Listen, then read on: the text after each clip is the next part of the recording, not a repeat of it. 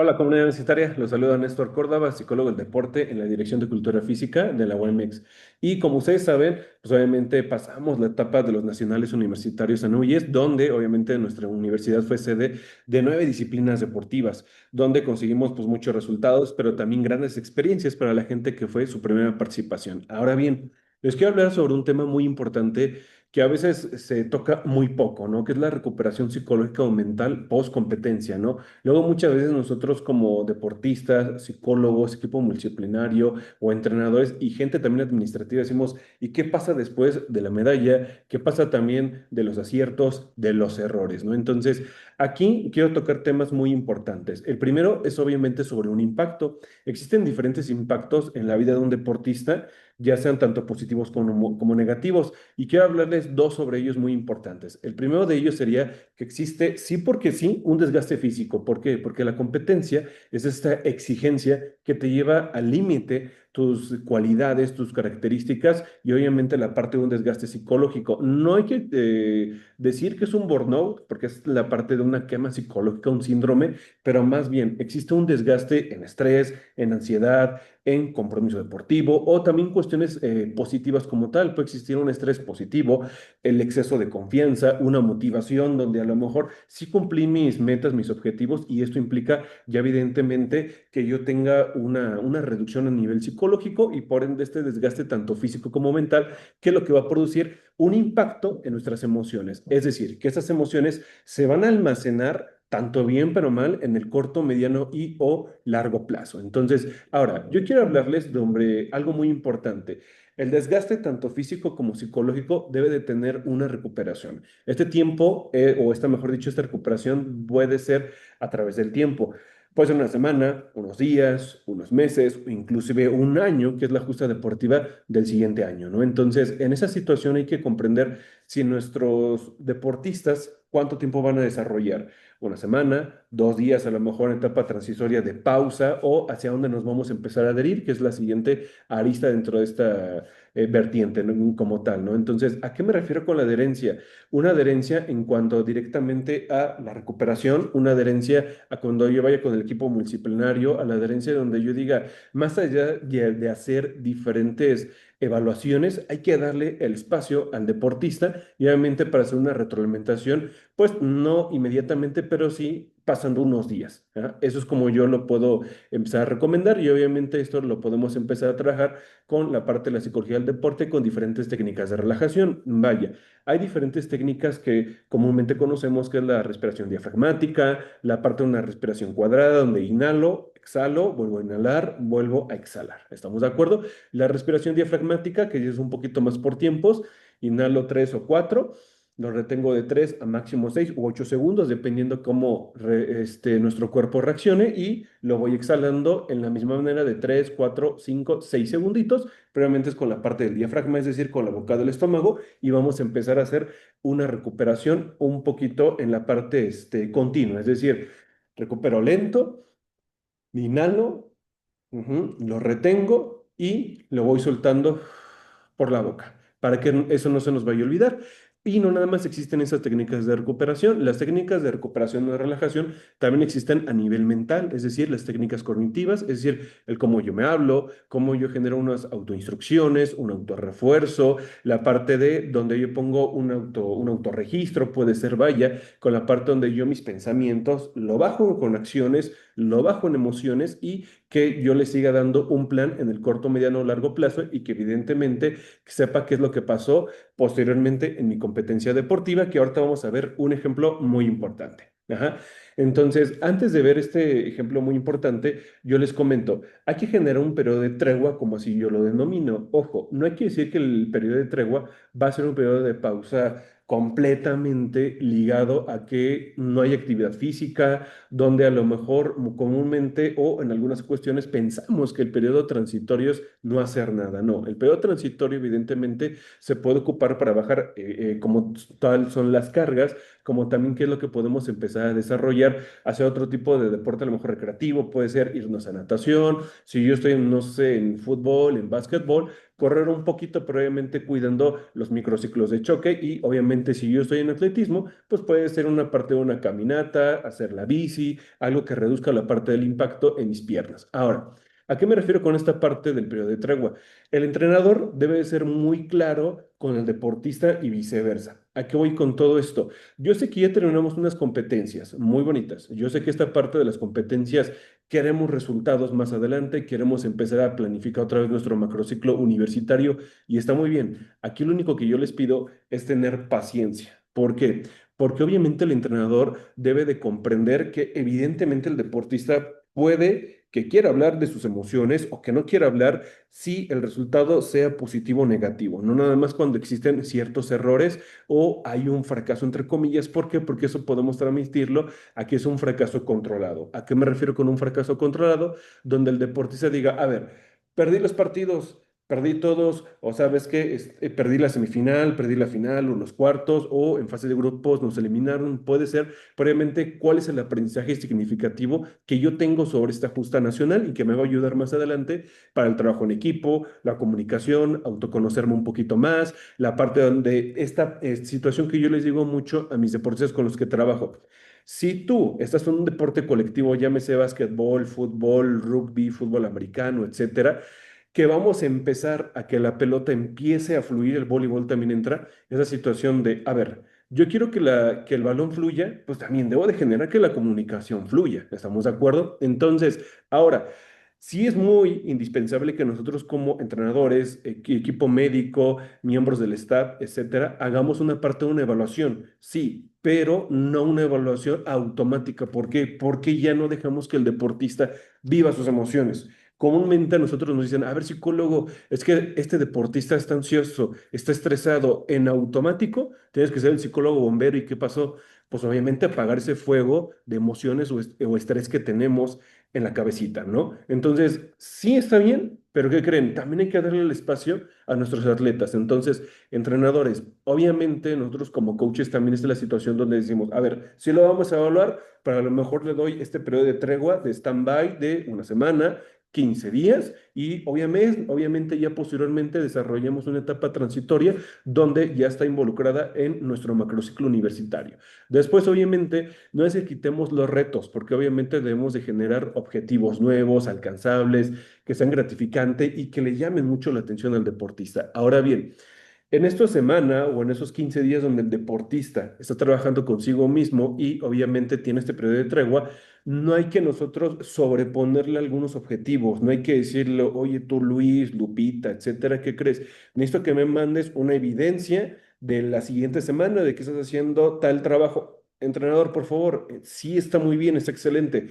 Parte del deportista también lo que necesita es descansar. ¿Por qué? Porque obviamente tiene un desgaste psicológico. Como yo les comentaba, y haciendo un gran paréntesis, no es un burnout, no es un síndrome, pero evidentemente, así como se cansa físicamente hablando, psicológicamente también. ¿Por qué? Porque obviamente tuvimos expectativas a cumplir, no las cumplimos, o no, obviamente todo lo que pasó en un cúmulo de emociones son escenarios gratificantes o escenarios potencialmente estresantes. Ahora, ¿qué es lo que yo quiero que nos demos cuenta? Que hay un sobreesfuerzo mental. Entonces, este sobreesfuerzo mental, ¿a qué nos va a llevar? A una recuperación emocional natural, que es a lo que yo quiero llevar. Ahora, haciendo una recapitulación de todo esto, si hay que hacer una evaluación, pero hay que darle también tiempo al deportista y tu entrenador también necesitas un tiempo para pensar, solucionar las cosas y obviamente pues dedicarle un tiempo también a la parte biopsicosocial, porque no te olvides, antes de ser entrenador o deportista, eres un ser humano y hay que empezar a trabajar con base a todo ello o a través de estas aristas. Ahora, necesitamos nuevos retos, pero primero hay que también generar una recuperación psicológica donde el cuerpo y la mente vayan directamente a relajarse, no como tal el 100% para empezar a recargar pilas. Ajá. Ahora bien, este sobreesfuerzo mental se tiene que ser también natural y no empezar a esforzarlo. Y para empezar a cerrar el video del día de hoy, yo les quiero dejar algo muy importante aquí. Tenemos, por ejemplo, lo que son dos personas, un hombre y una mujer. Podemos decir, oye, es que una persona tiene la emoción de sorpresa, la otra a lo mejor de angustia, de ansiedad, de culpa, no lo sabemos. Pero yo quiero que nos fijemos muy bien que las dos personas tienen la misma emoción, que las dos personas tienen la parte de la emoción de sorpresa, que son obviamente seis emociones primarias, pero esta es la sorpresa. Entonces, dense cuenta que tanto un hombre como una mujer pueden pues experimentar diferentes partes del rostro en una misma emoción. Es decir, yo puedo representar la emoción de una manera diferente a otra persona, seamos hombres o mujeres. Ajá. Entonces, ahora, tenemos aquí, por ejemplo, también diferentes emociones que son las básicas, que es el enojo, que es el miedo, la tristeza, el miedo, el desagrado, la felicidad, etcétera, ¿no? Entonces, ¿qué es lo que yo quiero que nosotros veamos viendo en esta pequeña plática o taller? Ujú. Que obviamente todos seres humanos estamos viviendo estas emociones. Entonces, yo les recomiendo que hagamos, por así decirlo, como este autorregistro. A ver, supongamos que este es lunes, martes, miércoles, jueves, viernes, cada parte de la fila, ¿no? Y la columna obviamente me está desarrollando cada emoción. Entonces, yo les invito a ver el día de hoy que están viendo el video, el día que sea entre semana o fin de semana, que ustedes digan, a ver, el día de hoy y la hora que sea, ya tuve miedo, no al 100%, pero ya tuve miedo. Ira ya la tuve, tristeza, desagrado, sorpresa, felicidad, que esas son las seis emociones básicas de cada ser humano.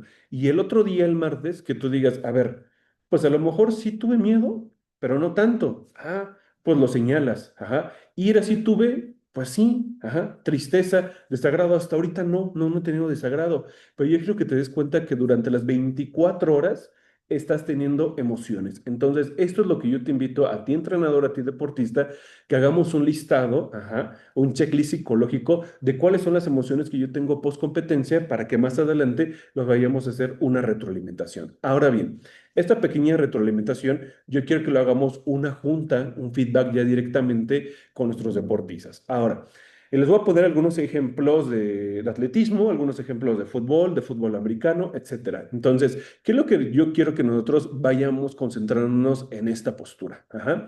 Obviamente, áreas a evaluar, qué fue lo que ocurrió en una escala del 1 al 10, que quiere decir que mientras más se acerca al 10, quiere decir que tenga más impacto tanto positivo o negativo. Ahí ustedes lo pueden empezar a denominar como ustedes gusten y si dependía de nosotros o no y si obviamente tuvo una decisión o tuvo una acción. Ahora, yo les pongo diferentes aspectos que pueden pasar en la competencia. Una, el calentamiento. ¿Qué fue lo que ocurrió? Llegué tenso o me aceleré demasiado o inmediatamente esta tensión me generó una tensión física y pasó a a la psicológica o mis nerviosismos o mi autodiálogo era de que, ¿para qué? Si vamos a perder, es que va a ser muy pesado, el clima, etcétera. Y eso me generaba un desgaste psicológico y que digan, a ver, ¿cuánto? Supongamos la parte de tensión. Yo llegué tenso al calentamiento el día de la Núñez. En un 6 sí. Ah, ok, más o menos. Dependía de mí, sí. Ajá. Ahora, tuvo una decisión o una acción como tal, pues obviamente tengo que practicar mis respiraciones previas, debo de generar una rutina más estable, es decir, a lo mejor algunos ejercicios de calentamiento, empezar a trabajarlo con el preparador físico, al entrenador empezar a lo mejor a hablarlo directamente. A mí me pasaba que con algunos deportistas me decían, oye Néstor, es que a mí sí me funciona todo ello, pero yo tengo que hablarlo, yo tengo que echar chisme, y evidentemente con mis compañeros, soltarme un poquito, caminar. Eso también son herramientas sociales que podemos hacer en el equipo, pero comúnmente a lo mejor decimos, no te metas a eso porque nos van a distraer. Pero hay que saber y hay que conocer a nuestro equipo, ¿va? Ahora, me voy un poquito a la parte de factores externos. Factores externos, que empiezo yo a ocurrir en la parte, mucho calor durante la prueba o mucho calor durante el entrenamiento, la competencia previa, ¿no? Entonces, nivel de un 7 a un 10 depende de mí, no depende obviamente, y qué es lo que sería en la parte de decisiones, acciones, adaptación de hidratación y estrategias. Entonces, aquí entra ya evidentemente como la parte nutricional y saber que nosotros no podemos controlar las cosas y que necesitamos ir generando un plan B o generar un plan que nos dé en nuestras bases, es decir, generarnos a lo mejor en la sombra, etcétera, y todo ello, ¿no? Ahora, ¿qué es lo que por nosotros podemos empezar a ir trabajando para cerrar la situación del video?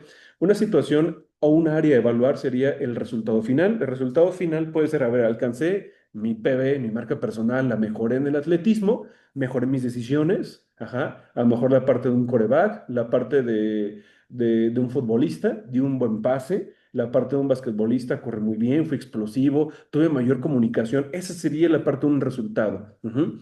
7, 8, 9, dependía de mí, sí, dependía de mí, y al final esa decisión o esa acción es analizar el proceso antes que el resultado. Sí, a lo mejor perdimos, pero ¿qué fue lo que tú aprendiste como tal? Ajá. Yo sé que a lo mejor a todos, y en el deporte, y por eso estamos aquí, que nos gusta ganar, queremos la gloria, pero obviamente la gloria no viene evidentemente nada más de puros resultados, o estar en primero, estar en el podio. Y yo les hago aquí una pregunta. Si tú perdiste, ¿qué aprendiste, ajá, en esta derrota que no hubieras aprendido cuando tú hubieras ganado? Entonces, ahí yo nada más les dejo esta pequeña interrogante. Tú lo puedes empezar a trabajar en áreas de evaluación de calentamiento, estrategias técnicas, tácticas, físicas, psicológicas, emocionales, factores internos, externos, de confianza, de motivación, de compromiso deportivo, etcétera. Entonces, entrenador y obviamente también deportista, yo les invito a que hagamos esta parte de una junta post competencia para ver no nada más lo que hice mal, sino también lo que yo hice bien y qué es lo que podemos llegar más adelante al siguiente Campeonato Nacional Anuyes 2027, pero desde una perspectiva mental que obviamente va a tener un impacto en el rendimiento deportivo. ¿Por qué? Porque si hacemos todo ello, el rendimiento deportivo va a tener una motivación que se va a ligar hacia donde nosotros queremos, el interés, esta gasolina del viaje y comúnmente qué objetivo vamos a empezar a plantear. Y si tenemos esos objetivos y los vamos a alcanzar,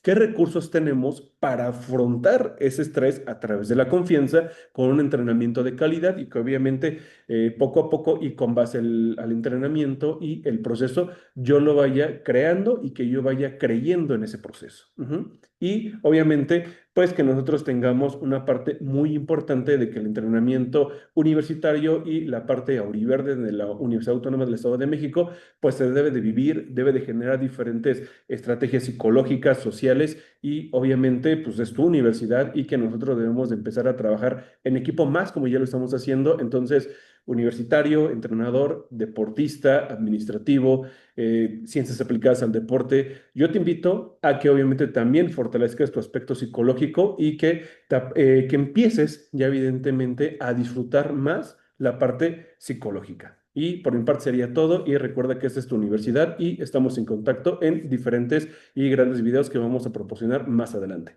Hasta luego y un saludo.